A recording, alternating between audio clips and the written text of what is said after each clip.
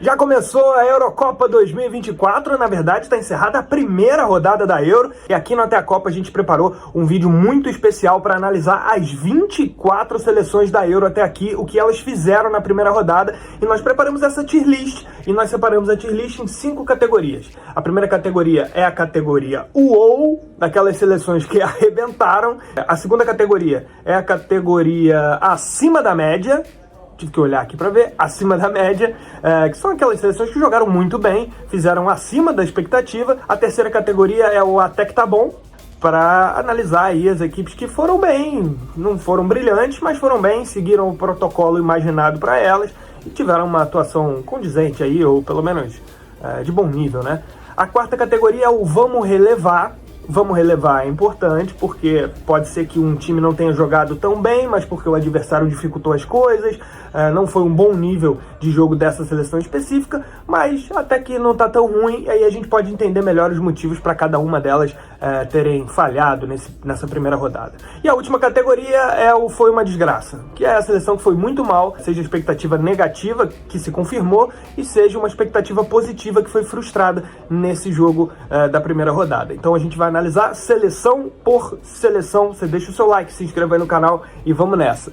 Vamos começar com a Alemanha, que abriu a Eurocopa na sexta-feira, no dia 12, ou melhor, dia 14 de junho, né? A Alemanha que joga em casa, é anfitriã, se espera muito, mas é bom destacar que a Alemanha tem um trabalho incipiente ainda do Julian Nagelsmann e deixou ótimas expectativas para a sequência da Euro, uma ótima impressão inicial, porque a gente imaginava uma Alemanha bem mais frágil, né? Até pelo ciclo que a Alemanha vem atravessando, que não foi um bom ciclo, mas a gente está percebendo no Julian Nagelsmann uma vontade de transformação muito grande. Você vê que o Thomas Müller vira reserva, você vê que ele vai encostando jogadores mais experientes e dando margem para outros. Por exemplo, Musiala, hoje é titular absoluto, o Wirtz, campeão no Bayer Leverkusen, titular absoluto, já está fazendo uma baita diferença, né?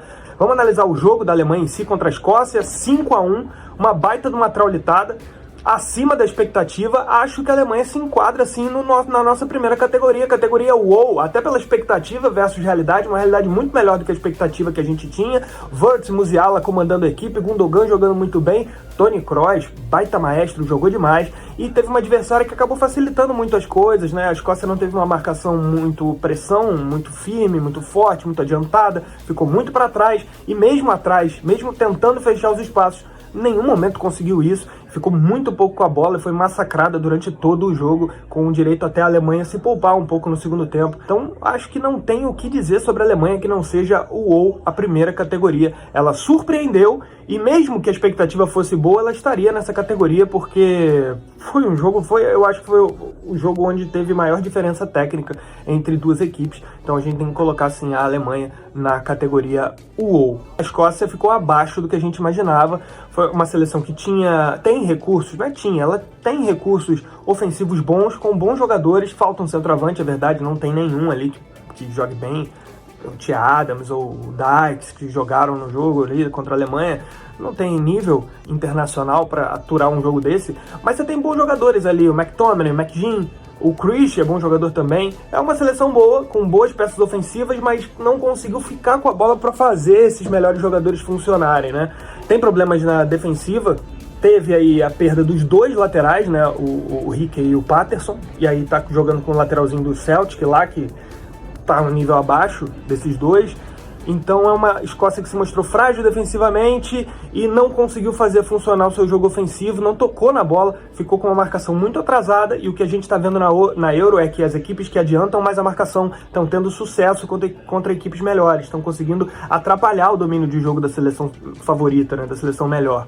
A Escócia optou uma estratégia diferente, muito recuada, e aí, por esse recuo exagerado, sofreu um domínio grande da Alemanha e não conseguiu sair dele durante o jogo inteiro. Foi um massacre. Então a categoria da Escócia, eu não posso tirar ela da última categoria, que foi uma desgraça. Nada funcionou. Não teve consistência defensiva e não conseguiu fazer a turma da frente jogar, o meio-campo praticamente não trabalhou.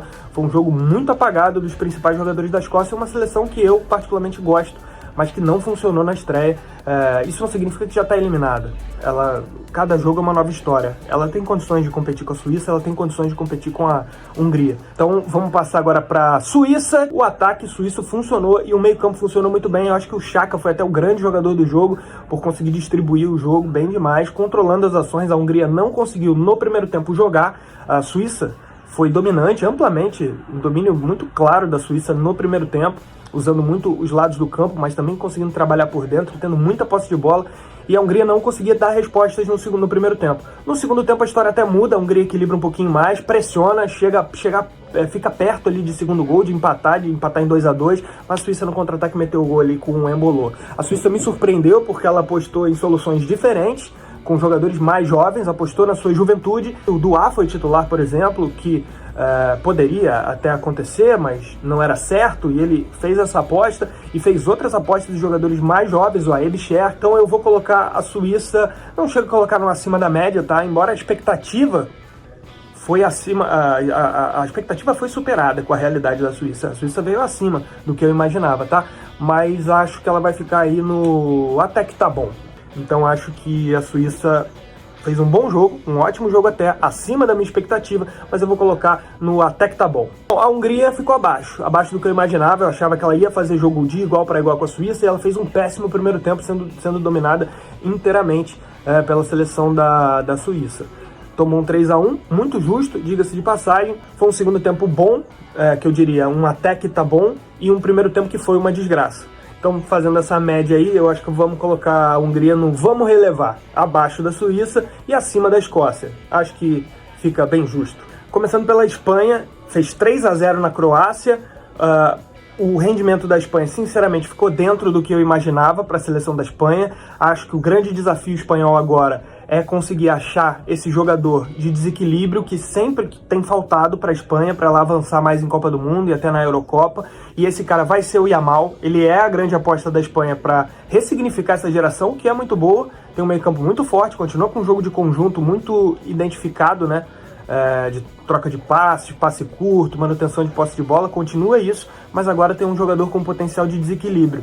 A Espanha mereceu vencer a Croácia, dominou amplamente as ações e foi fazendo seu gol através dessa nova característica que ela está tentando implementar de jogadores de ponta que são mais decisivos, que olham menos para o meio-campo e são mais agudos, né, mais objetivos, andam na direção do gol, vão na direção do gol, né? Mais dribladores, jogada individual. A Espanha está trabalhando muito essa mescla agora de jogo de conjunto, que sempre foi muito forte, com um pouquinho de jogo individual, e eu acho que isso pode funcionar para a Espanha, talvez não nessa Euro ainda, até porque o Yamal é muito jovem, mas daqui a uns 2 anos com o Yamal, ainda muito jovem, mas um pouco menos jovem, talvez pode ser que ele seja o cara ali daquela Copa, ou um dos caras ali da Espanha, para fazer esse time funcionar. Gostei muito, acho que a Espanha ficou acima da média. Não chega a botar no WoW, acho que a Croácia foi uma adversária frágil e a Espanha acabou sendo beneficiada um pouco por isso, né?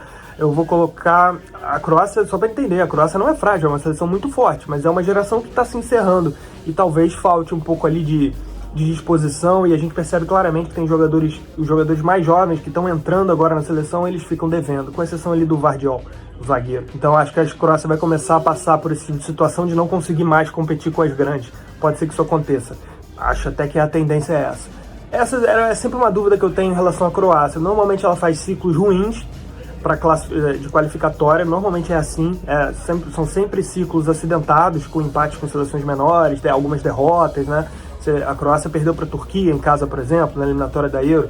Então eu sempre tenho uma dúvida quando ela vai para o Mundial, até porque os seus melhores jogadores, eles têm sempre uma idade muito avançada, né? E quando você precisa dos mais novos, eles não estão no mesmo nível. São jogadores esforçados, né? O Maier é bom jogador, mas não está no nível desses caras, né? Tem o Ivanovic, tem o Petkov que entra e tal, às vezes faz gol e tal, mas são mais jogadores de um nível mais provinciano, assim, eu diria, um pouquinho menor, né? Não são jogadores de nível internacional, classe A, como são o Modric, como foi o Brozovic e tal. Começa na Euro muito mal, competiu muito pouco numa Eurocopa que está sendo muito competitiva. Ela sucumbiu num jogo muito difícil, então eu vou colocar a Croácia como uma desgraça. A Croácia foi uma desgraça nessa primeira rodada, vamos ver o que ela pode fazer contra a Itália e a Albânia. mantendo aí no grupo B, a gente fala do outro jogo, Itália e Albânia.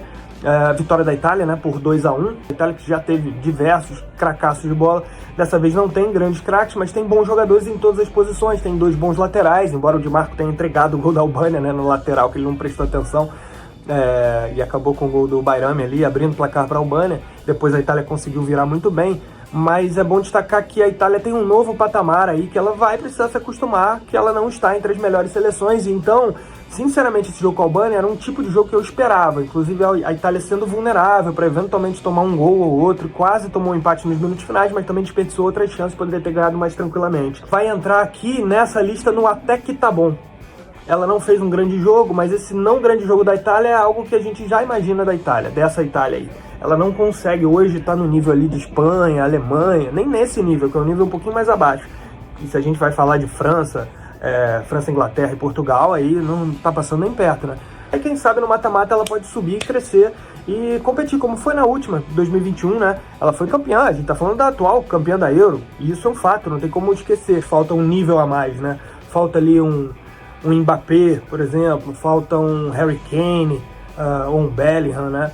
Ou como em Portugal, um Bernardo Silva, um Bruno Fernandes. Falta uma galera desse nível, né? A Itália hoje não tem. A Albânia fez um grande jogo e nesse segundo tempo a Albânia foi muito bem. A Albânia conseguiu trocar, conseguiu atacar a Itália, conseguiu agredir, teve uma chance claríssima no final do jogo para fazer o 2-2 e seria um resultado histórico.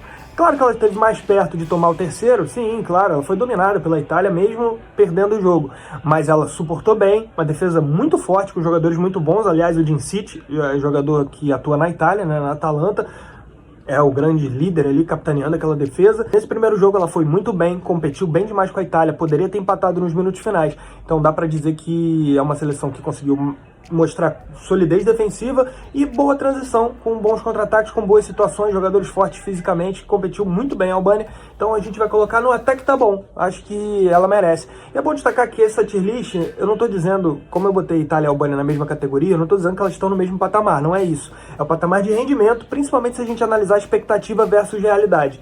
A gente tinha uma expectativa sobre uma seleção e a realidade está se mostrando diferente. Nesse caso, Itália e Albânia, eu tinha uma expectativa sobre a Itália que se confirmou, e eu tinha uma expectativa sobre a Albânia que foi um pouco acima do esperado.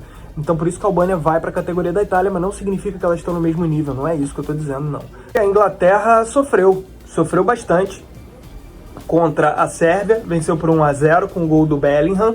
Eu fiquei com a impressão, vendo o jogo, que a Sérvia usou uma tática errada no início do jogo, não uma tática, na verdade, uma estratégia errada de marcar muito para trás, aceitando muito o domínio da Inglaterra e não tentando fazer algo que tem sido uma tônica nessa Euro, que é a seleção inferior adiantar a marcação para atrapalhar a saída e impedir o domínio da seleção melhor, até porque são jogadores acostumados a enfrentar retrancas, então eles sempre conseguem achar o espaço. Então quando você retrai muito, você acaba ficando vulnerável, parece um paradoxo, mas nem é. A seleção que recua muito dá a bola para o adversário, e esses times são treinados, são especialistas em paciência, trocar a bola e achar espaço. É o que eles sabem fazer. Então o ideal é tirar o espaço. É o que a maioria das seleções tem feito. É o que fez a Eslováquia ganhar da Bélgica, por exemplo. E é o que fez a Sérvia, o inverso, fez a Sérvia tomar o gol para a Inglaterra no 1-0. Ela foi dominada, 80% de bola da Inglaterra, até que ela achou uma jogada. Jogadores excelentes, você dá espaço, você deixa a Inglaterra ficar com a bola, ela acha o espaço e mete o gol.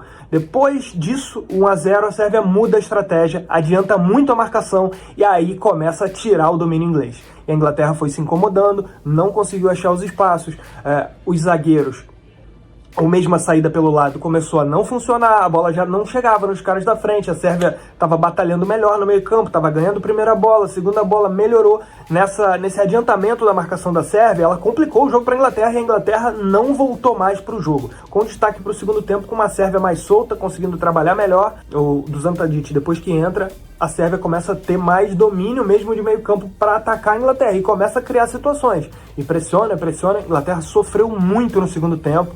Então, para uma seleção que a gente imagina como favorita, não é uma análise catastrófica, não é mais favorita, nada disso, continua sendo super favorita a Inglaterra, junto com Portugal e com França, que é a análise que todo mundo tem, e que eu concordo, são as 3 melhores mesmo, e ela não perde esse status por conta da estreia, mas sofreu, quando enfrentou uma marcação mais adiantada, a Inglaterra sofreu muito e não conseguiu jogar seus principais jogadores. O Bellingham, por exemplo, sumiu, começou muito bem no jogo, fez o gol, depois sumiu, desapareceu quando a Sérvia equilibrou as ações.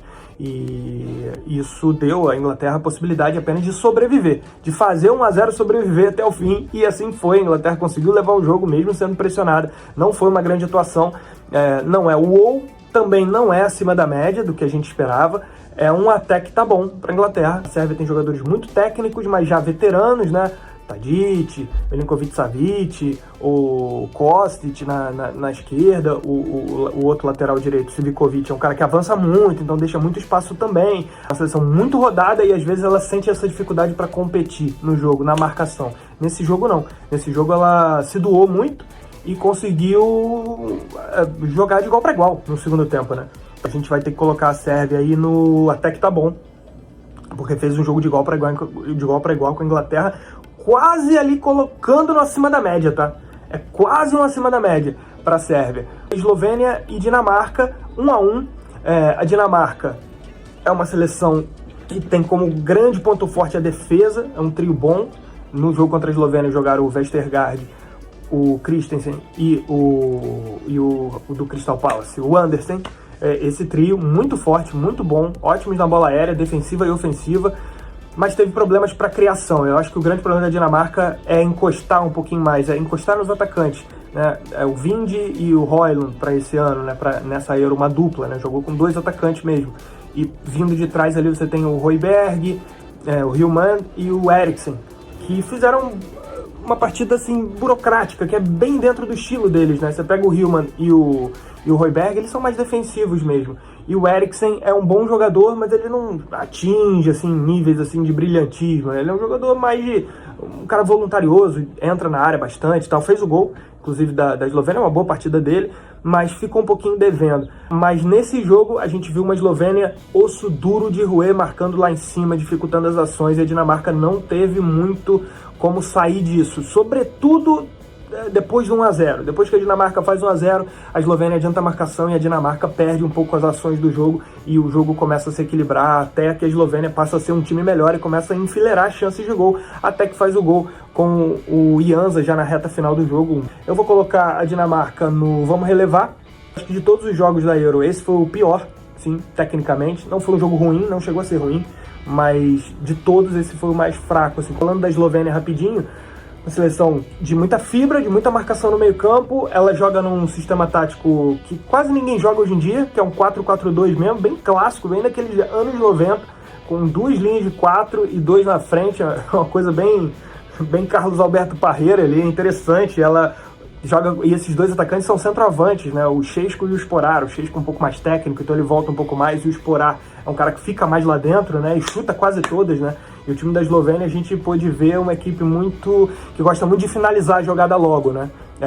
É uma característica bem objetiva. Então é um futebol que a Eslovênia traz um pouco antigo, um pouco das antigas, talvez pelo time não ser tecnicamente brilhante, então ele talvez saiba que não tem muita capacidade de dominar o jogo, né? De ficar muito com a bola, de tentar muitas jogadas diferentes. Ele é uma equipe mais de lançamento direto, para a briga dos centroavantes, é uma coisa mais old school. Se eu coloquei vamos relevar para a Dinamarca, como a Eslovênia surpreendeu, eu vou colocar como um até que tá bom para a Eslovênia, mais uma que entra na terceira categoria. Lembrando que esse ranking não é que eu tô dizendo que a Eslovênia é melhor que a Dinamarca, não. É expectativa versus realidade. A Dinamarca eu esperava um futebol burocrático e de fato foi, então eu coloco ali no vamos relevar. E a Eslovênia eu esperava um futebol muito pobre tecnicamente e não foi isso que eu vi. Foi uma seleção que conseguiu mostrar um estilo próprio de jogo, uma forma diferente de jogar e que deu certo para ela, sobretudo no segundo tempo. Então acho que a Eslovênia ela fica aí acima do que eu imaginava, né? Então ela fica num até que tá bom. Bom, a França, seguinte, fez 1-0 na Áustria, venceu um jogo duro. Muitos comentários negativos a respeito da França, aliás, a atuação muito ruim do Thuram, né? E depois do Kolo Muani também entrando no segundo tempo. Os dois não foram bem, prejudicaram alguns contra-ataques franceses ali, num jogo duríssimo contra uma Áustria que soube se impor. que soube jogar o jogo sem muito medo da França, apostou numa marcação alta, tentando tirar o domínio francês. Chegou um determinado momento que a França já não acreditava mais no seu domínio no jogo e estava só tentando empurrar o jogo para ganhar de 1-0 mesmo, porque o adversário se mostrou muito poderoso dentro do que a gente imaginava. E dentro dessas análises negativas sobre a França, eu discordo um pouco, porque eu acho que a França enfrentou um duríssimo adversário e venceu o jogo. Hoje, se você faz uma projeção de forças na Europa, você tem ali claramente 3 superiores, que estão acima no momento, França, Portugal e Inglaterra. Você vai ter uma segunda prateleira com Espanha e Inglaterra, e aí você vai ter uma terceira prateleira que você vai botar a Bélgica, a Holanda, e nessa prateleira aí eu coloco a Áustria. Eu acho que a Áustria, ela tá encaminhando para isso. Ela talvez não tenha os craques que a Bélgica tem, por exemplo, não tem os zagueiros que a Holanda tem, mas ela tem um time muito bom, competitivo e com bom nível técnico, né? Ela consegue ter a mesma competitividade das seleções menores, como a Eslováquia, por exemplo, de correr bastante, de ser muito bem organizada, mas tem um nível um pouco melhor do meio para frente. Tem jogadores que podem desequilibrar o jogo. Então acho que a França enfrentou um baita de um adversário que marcou no campo da França, tentou impedir a todo o tempo o domínio francês. O gol sai numa jogada totalmente do Mbappé, do individual, para cima do ponto mais fraco da Áustria, que é o lateral esquerdo, Mueni. Acho que ali é um problema. O Mbappé galopou para cima dele naquele lance, né? O Mbappé ele lembrou os grandes jogadores do passado, né? Ele tinha um espaço muito pequeno, mas ao mesmo tempo que o espaço era pequeno, ele teve tanta técnica, tanta explosão física para cima do defensor que parecia que ele tinha muito espaço. E aí ele gerou um espaço imenso num espacinho de nada, num mega espaço curto, né? Craque. Essas coisas acontecem. Embora esse craque tenha perdido o gol na cara que não poderia ter perdido para definir o jogo. Mas ele criou o gol da vitória, um gol contra. E o Mbappé nessa jogadinha garantiu ali a vitória, mas um jogo muito duro, muito difícil. Mas eu sinceramente compreendi muito a França pelo adversário. Acho que a França teve dificuldade pelo adversário. A gente vai ver melhor essa França brilhante que todo mundo espera, acho que no jogo contra a Polônia. E talvez até contra a Holanda, hein? Não me pareceu um jogo decepcionante, não. Me pareceu só um jogo que ela enfrentou uma baita de uma adversária e teve muita dificuldade.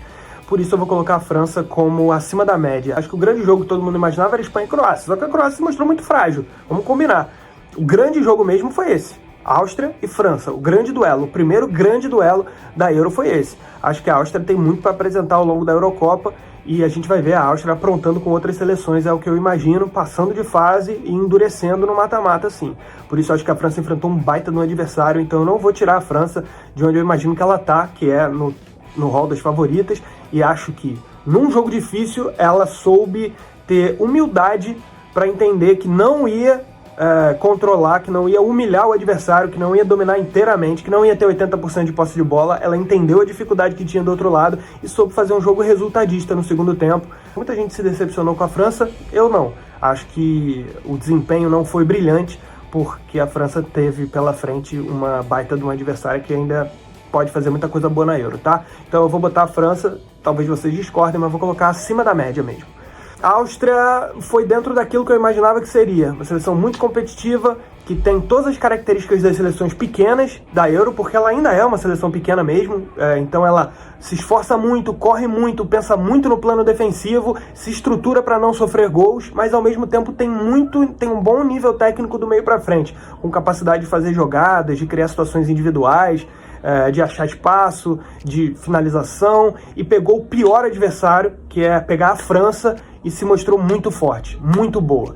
Então eu vou colocar a Áustria também como acima da média. Apesar da derrota, acho que ela enfrentou o pior dos adversários. A gente vai ver se a Áustria vai vingar mais pra frente ou não, e aí vai ficar claro o meu erro. Mas eu acho que a França não jogou bem porque teve um baita adversário do outro lado. A Holanda fez um jogo ruim contra a Polônia, mas venceu, né? Toma um gol de cabeça num escanteio, né? O gol do Buxa, que enfim, centroavante, que estava substituindo o Lewandowski, que estava fora nesse primeiro jogo. Sinceramente, acho que a Holanda comete um erro sério do Koeman, e aí passa muito pelo técnico, da escolha dos melhores jogadores. Acho que a Holanda fez uma escolha errada de colocar o Depay e não o Weghorst, que vinha sendo titular na maioria dos jogos na Eurocopa. Ele tira o centroavante, coloca um jogador para ser um falso 9, para sair muito da área. Uma coisa meio... Eu não sei se o Koeman quis dar uma estilizada no time. A Polônia brincou ali com muita tranquilidade com o seu trio de zaga ali, um trio muito bom, ótimos zagueiros ali, o Bednarek e o Kiwior, que estavam muito tranquilos ali com aquele ataque holandês, com o Depay saindo da área toda hora, era uma tranquilidade imensa. Inclusive, antes da entrada do Weghorst, a Polônia estava até superior. Em alguns momentos ela tinha mais chances de fazer o gol, né? O que é para a Holanda um pesadelo, porque a Polônia é uma das piores seleções da Euro. Quando poderia resolver o jogo, colocando um centroavante no meio dos grandalhões para achar espaço, numa mínima movimentação ali por trás da zaga, achar o seu centroavante para meter um gol de cabeça, para fazer uma finalização como ele fez perto da pequena área, que só um centroavante consegue achar aquele espacinho com aquele tipo de movimentação que é típica de centroavante. Faltava o camisa 9, quando o Coman colocou tarde, inclusive, lá para casa dos 80 minutos quase, logo depois ele faz o gol, no primeiro toque dele na bola, ele acha o espaço e faz o gol se movimentando ali para cima dos defensores da Polônia. Não sei se a seleção tem um pouco de vergonha do Weghorst, né, porque ele é um centroavante mais trombador, né, menos técnico, e o passado holandês nos mostra aí centroavantes brilhantes, atacantes incríveis, né, pô, Robben, mas você vai voltar um pouquinho mais, você tem o Neskins, o Rep, Van Basten, Gullit, Rezenbrink, um pouco mais recentemente, o Patrick Kluivert, que jogou com... Não, como jogou com o Bergkamp, mas jogou com o Van Basten, com o Gullit, posteriormente Van Persie, Van Nistelrooy, Kluivert, todos esses caras. Aí você tem, em 2024, só o Weghorst, talvez deva dar um pouquinho de vergonha ali no Coman, não sei se é isso, aí ele quer botar um jogador... Não, deixa eu botar um cara mais habilidoso aqui. Irmão, bota o centroavante que você tem aí. Botou o cara e o cara meteu um gol, achou um espaço para cima da defesa da Polônia, e faltava isso para a Holanda, um pouquinho mais de contundência, faltava isso, os caras perdendo gol um atrás do outro, bastou entrar o centroavante, ele guardou. E foi um erro sério do Coman que prejudicou a ofensiva holandesa, que perdeu diversas chances de gol se o centroavante tivesse desde o início. Talvez isso não tivesse acontecido. A Polônia dentro do esperado, né, cara? Dentro do que se imagina dela, foi uma seleção muito aguerrida, que se defendeu bem, conseguiu fazer 1-0 numa jogada de escanteio, numa bola aérea, depois de muitas defesas do Szczęsny antes disso, o Bednarek e o Kiwior muito bons. Foi dentro do imaginado da Polônia, se defendeu, conseguiu fazer 1-0, toma um empate depois, e depois do empate melhora muito no jogo, melhora bastante, chega até criar situações para gol, deu muita dificuldade lá pro Verbruggen, né, o goleiro holandês, poderia ter feito 2-1 também. E a Polônia eu vou colocar no vamos relevar, porque ficou um pouquinho acima. Eu esperava a Polônia ser uma desgraça na Euro, e ela não foi uma desgraça nessa estreia. Ela jogou até bem, conseguiu se defender bem, isso é esperado, fez o seu gol, se defendeu, e depois no 1-1 atacou bastante, criou muitas situações, poderia ter feito 2-1 na Holanda, e depois acaba sofrendo o gol lá com a entrada do centroavante. Acho que a Polônia ficou no vamos relevar, foi acima do que eu imaginava. Acho que dá para relevar essa Polônia aí numa boa. Veio a primeira zebra, né? A Bélgica perdeu para a Eslováquia na estreia por 1-0, gol do Schrans. Bom, a Bélgica é o seguinte, a Bélgica a gente vai ter que dividir em duas partes essa análise. A primeira parte a gente tem que dizer que o primeiro tempo foi uma desgraça, e o segundo tempo da Bélgica até que foi bom.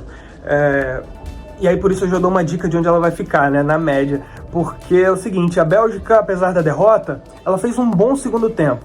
Teve muitas dificuldades no primeiro tempo, foi engolida fisicamente pela Eslováquia. Por que isso aconteceu? A Bélgica tinha 3 jogadores de meio, o Onana, Mangala e o De Bruyne. Muito estilo, né, muita técnica dos 3, mas um pouquinho abaixo ali na competição, um pouquinho abaixo na disposição, e a Eslováquia engoliu nisso, ganhou o meio-campo completamente, engoliu, jantou o meio-campo. E isso porque a Eslováquia, enquanto a Bélgica tinha esses 3 caras, a Eslováquia tinha 5, porque ela tinha 3 atacantes, mas que era um falso 3 atacantes, né? Era um esquema de, a princípio, 4-3-3, mas não era, porque esses 3 caras, os caras de lado, que eram o Schrans e o Haraslin, eles voltavam, e eles compunham muito no meio-campo com os 3 centrais ali, né? O Duda, o Kucka e o Lobotka. Esses 3 ficavam ali no meio campo, e esses 2, o Haraslin e o Schrans, juntavam e faziam uma linha de 5. Essa linha de 5 jantou completamente a Bélgica no primeiro tempo. A Bélgica não conseguia tocar na bola num determinado momento, principalmente na reta final. A Eslováquia faz um gol muito cedo, muito de cara com o Schrans, e depois a Bélgica tenta dar uma pressionada. Depois que essa pressão inicial passa, a Eslováquia domina completamente. A partir ali dos 25 até o fim do primeiro tempo, é a surra da Eslováquia de preenchimento de espaço, vitalidade. A Eslováquia começa a superar a Bélgica completamente, faz um primeiro tempo de cinema. No segundo tempo, essa história muda. Por quê? O que a Eslováquia fazia para neutralizar a Bélgica? Ela adiantava muito a marcação. Esse cara na frente, que era o centroavante, o Bojanic, e os 5 que eu já citei. Aquela linha, né, que tinha o Duda, o Kucka, o Lobotka e os 2 pontas, né? Um era o Haraslin e o outro era o Shiranz. Eles formavam 5. E essa linha de 5, às vezes o Lobotka vinha um pouco por trás, né, e fazia um 4-1-4-1 ali. Mas esses 6 jogadores, o centroavante e os 5 de trás, eles subiam muito. Então essa organização de jogo da Bélgica era muito prejudicada, porque esses caras engoliam. No segundo tempo isso muda. O técnico malandro ali, o Tedesco, percebe que a Bélgica começa a sacar ali, junto com o seu técnico, o ponto fraco da Eslováquia, que era as costas dessa linha de meio campo. Quando ele começa, tanto é que a Bélgica muda, ela tira o Mangala, coloca um atacante a mais, não lembro, acho que foi o Lukebak o que entrou, enfim, um dos atacantes, né, ou o Openda, enfim, não lembro agora, mas ela coloca um atacante, tira o Mangala e coloca o time mais um atacante na frente para correr atrás dessa linha. E o De Bruyne, inclusive, começa o tempo todo se mexer por trás dessa linha de meio campo, ficando à frente da linha de zaga da Eslováquia. E se você pegar o VT do jogo do segundo tempo, você vai ver que os zagueiros, o Castanhe também na lateral direita, essa bola começa a ser muito lançada. A Bélgica começa a apostar muito no passe longo. Ela para de tentar controlar o jogo no meio e ela começa a lançar. É o tempo inteiro lançando. E nesses lançamentos ela começa a descobrir os espaços. Ou seja, a Bélgica, do primeiro, que ela foi completamente neutralizada, para o segundo tempo, ela descobre o ponto fraco da Eslováquia e começa a explorar. E aí ela cria uma série de situações de gol. O Lukaku perdeu 2 gols feitos. A Bélgica teve 2 gols anulados. Outras situações que poderiam gerar chances claras de gol foram desperdiçadas por erros técnicos do Openda, do Lukebak, às vezes do Lukaku, até o De Bruyne, que não fez, mais uma vez, não fez um bom jogo pela seleção. Claramente foi um segundo tempo melhor. Então, se você pega o primeiro tempo, que foi uma desgraça, e um segundo tempo, que na minha ótica foi até que tá bom, onde a Bélgica mereceu virar o jogo, pelas chances que criou, pelo volume que teve, por ter descoberto ali um ponto fraco da Eslováquia e ter explorado isso, eu acho que numa média a gente pode colocar um vamos relevar. Até porque, pela viabilidade do grupo, ela tem Romênia pela frente, Ucrânia, eu acho que o que a Bélgica fez no segundo tempo vai garantir a ela ganhar os próximos jogos e avançar para a próxima fase. A Eslováquia humilhou a Bélgica na parte física, ganhando as bolas do meio campo, ganhando segunda bola, primeira, disputando todas as bolas, ocupando tudo quanto é espaço, controlou inteiramente, fez 1-0 e depois, mais para a reta final do primeiro tempo, merecia ter feito 2-0. E depois, no segundo tempo, a Eslováquia continuou com a mesma estratégia de ampliar sua marcação, indo lá dentro do campo da Bélgica, mas começou a sofrer muito com essa bola longa que eu mencionei na análise da Bélgica. A partir desse momento que a Bélgica começa a achar os espaços, a Eslováquia começa a sobreviver no jogo e manter o seu 1-0. Foi bem demais a Eslováquia, com muito mérito para o primeiro tempo, que foi exuberante. Se aquele primeiro tempo tivesse continuado, eu colocava a Eslováquia no UOL. Se ela tivesse feito o primeiro tempo no segundo, repetido no segundo, era o UOL. Vou colocar acima da média. Afinal de contas, ela venceu uma favorita, venceu a Bélgica e deu um passo fundamental para classificar. Não sei nem se vai classificar, porque ela tem uma sequência aí de Romênia, Ucrânia, eu acho que ela vai conseguir. 3-0 Romênia, uma surpresa também dessa Euro, acho que o segundo resultado mais surpreendente, né, depois da derrota da Bélgica, foi esse. A Ucrânia sofreu muito, sobretudo por um detalhe que me marcou muito nesse confronto, que foi o 3-0 Romênia e Ucrânia. A diferença nesse placar se deu para um time que conseguia concluir todas as suas jogadas de ataque, que era a Romênia. Impressionante, a Romênia fazia a jogada e era sempre muito objetiva. Fase defensiva muito forte, funcionou muito bem, time bom, fisicamente muito privilegiado, e tinha jogadores bons na frente, como o Stantio. A Romênia era um time que sempre que atacava, sempre que fazia a transição, ela finalizava, ela dava um chute no gol, ela conseguia cruzar na área, ela terminava as jogadas. E a Ucrânia, por outro lado, não conseguia nunca isso. A Ucrânia trabalhava, ficava tocando para cima e para baixo, e daqui a pouco ela andava um pouquinho e perdia a bola, andava um pouquinho, dava um passe errado, andava um pouquinho, lançava errado. Muitos erros nesse último terço, principalmente para terminar as jogadas, quase nunca conseguia terminar, e a Romênia sempre que ia para o ataque, ela chutava, ela cruzava, ela cabeceava. Para analisar a Romênia, eu coloco como... Onde é que eu posso colocar? No acima da média, será? Eu vou colocar no até que tá bom, porque é fato que a minha expectativa era muito baixa sobre a Romênia, e ela superou muito essa expectativa, mas eu tenho que considerar o adversário, que fez uma partida desastrosa, muito ruim, com pouca eficiência, muito, toque pro lado, muita tentativa de controle de jogo sem finalizar, A Ucrânia entrou para esse jogo com um pouquinho de sapato alto, se imaginando muito superior, e ela não é, pô. Ela talvez seja melhor, tecnicamente, mas ela precisava provar isso no jogo. Ela não é a França, pô, não é a Alemanha, e ela se comportou como se fosse uma baita seleção, que não é.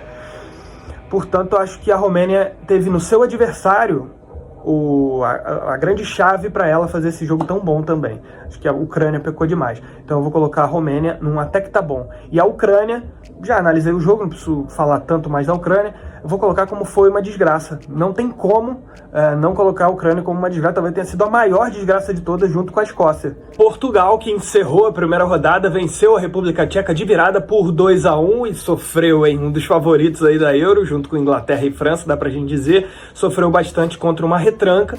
Acho que a primeira grande retranca aí da Euro que foi bem sucedida durante um bom tempo.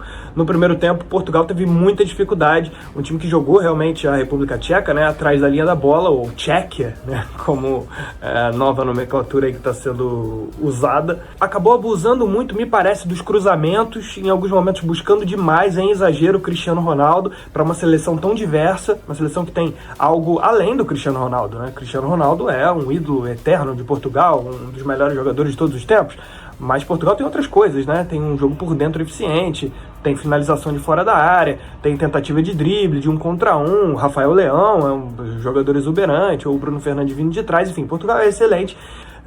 No segundo tempo, a história muda um pouquinho. As alterações do Martínez, elas fizeram alguma diferença. O Francisco Conceição entrou mais na reta final e entrou bem no jogo, entrou se movimentando, buscando espaço, abrindo um pouquinho mais a defesa da República Tcheca. Acho que a República Tcheca sentiu um pouco cansada, né? Conseguiu fazer um gol numa das suas raras saídas. Aliás, a República Tcheca foi se sentindo um pouco mais à vontade no segundo tempo, começou a sair também um pouquinho. Uma vitória que eu acho que foi merecida, apesar da dificuldade que Portugal teve no primeiro tempo, mas claro, por uma favorita, enfrentou a República Tcheca, uma boa seleção, uma seleção esforçada, mas eu acho que se esperava um pouquinho mais de Portugal. Eu esperava um pouquinho mais, sobretudo no primeiro tempo, fiquei decepcionado com o primeiro tempo de Portugal, mas no segundo tempo, apesar de ter sofrido o gol, 1-0, foi Portugal um pouquinho mais solto, que teve outras chances de gol bem claras.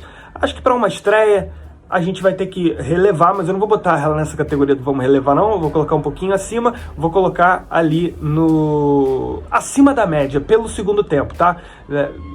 O primeiro tempo era mais um relevar.